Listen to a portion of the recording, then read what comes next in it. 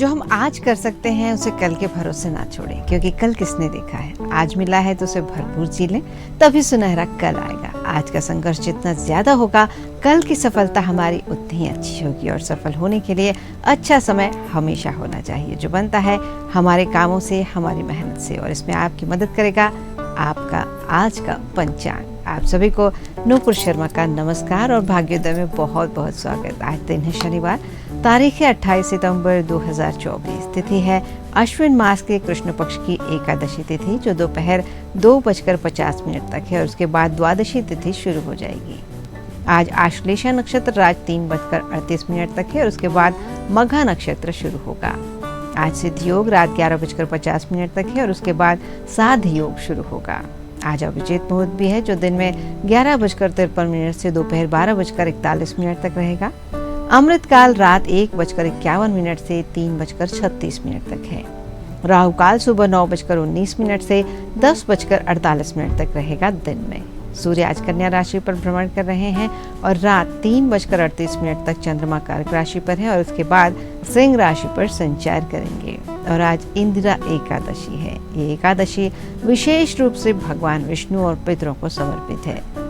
इस दिन व्रत रखकर भगवान विष्णु की विधि विधान से पूजा अर्चना करने, दान करने से पितरों को मोक्ष की प्राप्ति होती है। साथ ही इस व्रत को करने से जीवन में सुख, समृद्धि और शांति भी आती है। एकादशी तिथि की शुरुआत शुक्रवार 27 सितंबर की दोपहर 1:44 से हो चुकी है, जो आज दोपहर 3:12 तक रहेगी। और उदया तिथि के कारण व्रत आज रखा जाएगा। पूजा का शुभ मुहूर्त सुबह 5:30 से शुरू हो चुका है, जो दिन में दोपहर 2:52 तक रहेगा। और सर्वार्थ सिद्धि योग के साथ ये समय है। शिववास भी आज है और शुभ योगों के साथ आप एकादशी का व्रत कर सकते हैं। लेकिन एकादशी तिथि के स्वामी विश्व देव होते हैं और इस तिथि को जन्मे लोगों को अपने कठोर स्वभाव और छिपे हुए अहंकार के कारण जीवन में चुनौतियों का सामना लगातार करना पड़ सकता है। इसलिए उन्हें रिश्तों में अधिक विनम्र होना चाहिए। और पितृपक्ष चल ही रहे तो पितृपक्ष में पितरों के रूप में हम कौवों को भोजन कराते हैं। हिंदू धर्म में कौवों को पितरों का दर्जा दिया गया है। पितृपक्ष हो या कोई भी शुभ काम, पितृपक्ष हो या इन्हें हम याद करते हुए कौवों को भोजन कराते हैं। लेकिन क्या कभी आपने सोचा है कि आखिर पितृपक्ष में कौवों को ही भोजन क्यों कराया जाता है और इसका क्या महत्व होता है? कौवे असल में पितरों का प्रतीक होते हैं और माना जाता है कि पितरों की आत्माएं कौवे के रूप में आकर अपने वंशजों से भोजन और पूजन ग्रहण करती हैं। और श्राद्ध पक्ष, पितृपक्ष के दौरान ये बात विशेष रूप से प्रचलित है। वहीं कौवे बिना थके लंबी दूरी की यात्रा तय कर सकते हैं, सब कुछ खा लेते हैं। ऐसे में किसी भी तरह की आत्मा कौवे के शरीर में वास कर सकती है और एक स्थान से दूसरे स्थान पर जा सकती है। इन्हीं बातों को मानते हुए पितृपक्ष में कौवों को भोजन कराया जाता है। और पौराणिक कथाओं की बात करें तो इंद्रदेव के बेटे जयंत एक बार कौवे का रूप धारण कर घूम रहे थे। उन्हें भगवान राम का आशीर्वाद मिला था कि पितृपक्ष में कौवों को दिया गया भोजन पितरों को मिलेगा। इसलिए कौवे भविष्य में होने वाली घटनाओं का थोड़ा थोड़ा आभास कर सकते हैं, ये भी माना जाता है। कौवे को अतिथि के आगमन का प्रतीक भी माना जाता है, इसलिए उन्हें शुभ माना जाता है। और आज शनिवार का दिन है। शनिदेव की कृपा पाना चाहते हैं तो घर में कुछ चीज़ों को जरूर रखना चाहिए। उसमें से एक है बजरंगबली की तस्वीर। इसे अपने घर में जरूर रखें और उनकी नियमित पूजा अर्चना करें। इसके अलावा घर में शनि यंत्र स्थापित करके उसकी भी पूजा करनी चाहिए। साथ ही नीलम रत्न, शमी का पौधा और रुद्राक्ष भी घर में जो रखते हैं उन पर शनिदेव की कृपा सदैव बनी रहती है और वे उनसे रुष्ट नहीं होते हैं। शनिदेव को व्यक्ति के बुरे कर्मों को उसके अनुसार फल देने वाला माना जाता है। अगर कोई व्यक्ति जाने अनजाने में बुरा काम करता है तो शनिदेव की दृष्टि से बच नहीं सकता है। कई बार हमें लगता है कि हमें कोई नहीं देख रहा है, लेकिन कोई न कोई तो देख रहा होता है और इसका लेखा जोखा सारी भगवान के पास जरूर होता है और वे इसके अनुसार ही हमें फल देते हैं। यदि शनिदेव किसी से नाराज हो जाते हैं तो उसे अपने परिश्रम का भी फल नहीं मिलता। हर काम में फेल होने लगते हैं, निजी संबंधों में खटास आ जाती है। इसके साथ ही रिश्ते नाते टूट जाते हैं, काम बंद हो जाता है, आर्थिक और स्वास्थ्य संबंधी परेशानियों का सामना करना पड़ता है। इसलिए ऐसा कोई काम नहीं करना चाहिए जो शनिदेव की नाराजगी का कारण बन जाए। और अगर ऐसा हमारे साथ हो रहा है तो हम समझ सकते हैं कि ये शनि की कुदृष्टि का प्रभाव है। जिनकी कुंडली में शनि कमजोर होता है या उनकी शनि की 7.5 या ढैया चल रही होती है, ऐसे लोगों को भी इस दौरान मुश्किलों का सामना करना पड़ सकता है। और अगर शनिदेव को प्रसन्न करना चाहते हैं तो कुछ उपाय, आसान से उपाय, छोटे छोटे उपाय आप कर सकते हैं जिससे शनिदेव प्रसन्न हो जाते हैं और अपनी कृपा देते हैं। लेकिन इन उपायों की मदद से शनि की 7.5 और ढैया का प्रभाव भी कम हो जाता है।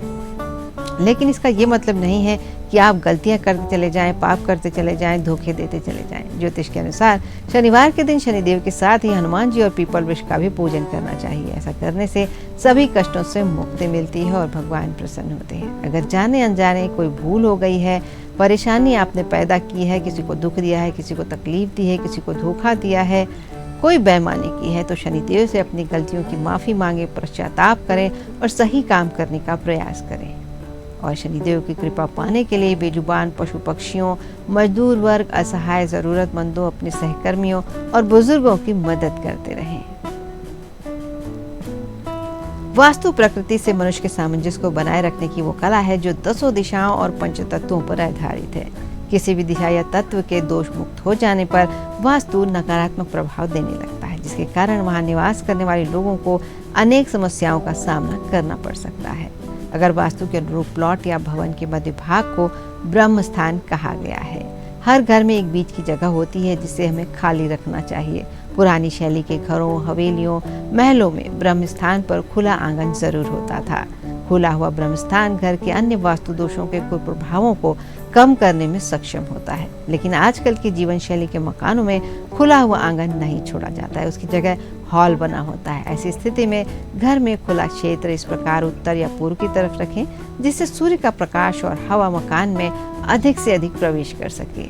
वास्तुशास्त्र में वास्तु पुरुष की नाभि और उसके आसपास का स्थान ब्रह्म स्थान कहलाता है। जिस प्रकार पेट से पूरे शरीर का नियंत्रण होता है, उसी प्रकार ब्रह्म स्थान से भी पूरे घर को स्वच्छ वायु, स्वच्छ प्रकाश और ऊर्जा की प्राप्ति होती है। पूरे घर में ऊर्जा का प्रवाह ब्रह्म स्थान से ही शुरू होता है। इसलिए ब्रह्म स्थान अच्छा होना चाहिए, खुला होना चाहिए और खाली होना चाहिए।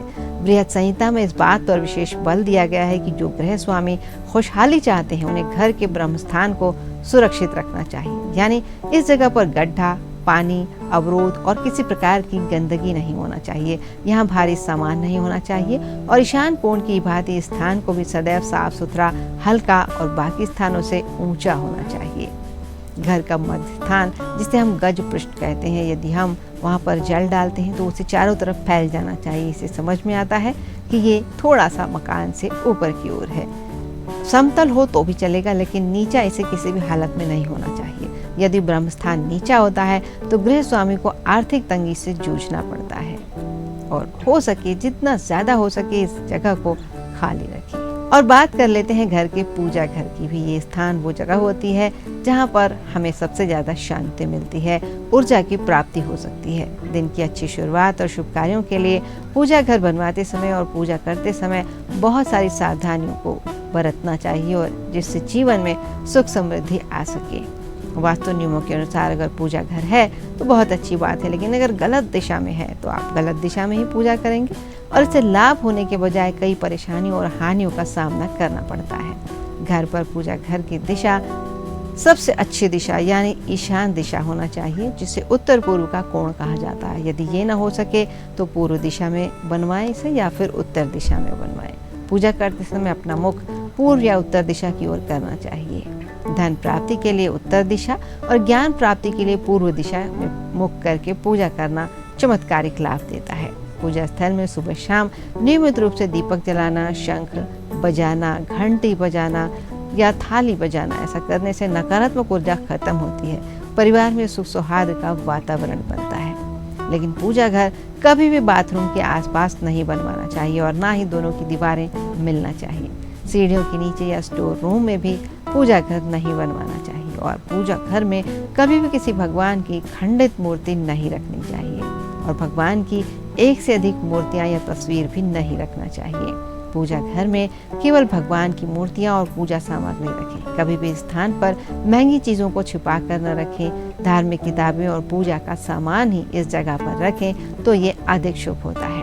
घर का वास्तु अच्छा होने पर सुख, समृद्धि और शांति आती है, लेकिन वास्तु दोष होने से जीवन में तमाम तरह की परेशानियां और बाधाएं बनी रहती हैं। कोशिश करें कि घर का मुख्य दरवाजा पूर्व या उत्तर दिशा में हो। सूर्योदय की दिशा में होने की वजह से इस ओर से सकारात्मक ऊर्जा और पॉजिटिव एनर्जी हमारे घर में आती है। घर के मालिक की लंबी उम्र और संतान सुख के लिए भी घर के मुख्य दरवाजे और खिड़की सिर्फ पूर्व या उत्तर दिशा में होना ही शुभ माना जाता है।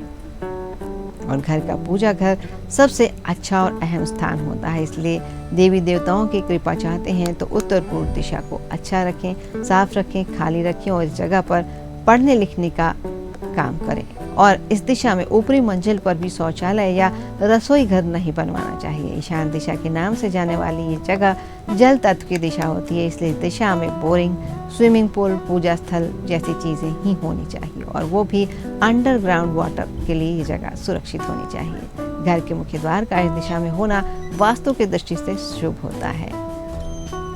घर की रसोई दक्षिण पूर्वी दिशा में होनी चाहिए और रसोई घर के लिए दक्षिण पूर्वी कोण यानी आग्नेय कोण सबसे शुभ स्थान माना जाता है, क्योंकि ये अग्नि का स्थान होता है। इस दिशा में रसोई घर का स्थान होने से परिवार के सदस्यों की सेहत अच्छी रहती है। अग्नि की दिशा होने के कारण यहाँ पर जनरेटर, बिजली के स्विच जैसे भारी सामान भी आप लगा सकते हैं, रख सकते हैं और फ्रिज जैसी चीज़ भी आप इस दिशा में रख सकते हैं। गैस, बॉयलर, इन्वर्टर इसी दिशा में रखें। इस दिशा में खुलापन यानी खिड़की, दरवाजे बिल्कुल नहीं होना चाहिए। इस दिशा को पूरी तरह से बंद होना चाहिए और यहीं पर रसोई घर बनवाएं। शयन कक्ष की दिशा की बात करें तो इसके लिए मकान का दक्षिण पश्चिम यानी नैऋत्य क्षेत्र या फिर उत्तर पश्चिमी क्षेत्र या फिर वायव्य कोण सही होता है। शयन कक्ष में बेड के सामने आईना और दरवाजे के सामने पलंग बिल्कुल न लगाएं। बिस्तर पर सोते समय हमारे पैर दक्षिण और पूर्व दिशा में नहीं होना चाहिए। उत्तर दिशा की ओर पैर करके सोने से स्वास्थ्य लाभ और आर्थिक लाभ की संभावना अधिक रहती है। अतिथि कक्ष अगर घर में बनवाना है यानी गेस्ट रूम तो उत्तर पूर्व या उत्तर पश्चिम दिशा में बनवाएं। मेहमानों के लिए अतिथि कक्ष यदि वायव्य दिशा में होता है तो वास्तु गणना के अनुसार अतिथि की तरह रहता है, वो घर में बसने के लिए नहीं आता है। और यदि हम गलत दिशा में बनवाते हैं तो अतिथि वहीं रहने लगते हैं। और शौचालय की दिशा की बात करें तो शौचालय घर के भवन के नैऋत्य यानी पश्चिम दक्षिण कोण में या फिर नैऋत्य कोण या फिर पश्चिम दिशा के मध्य में होना शुभ माना जाता है।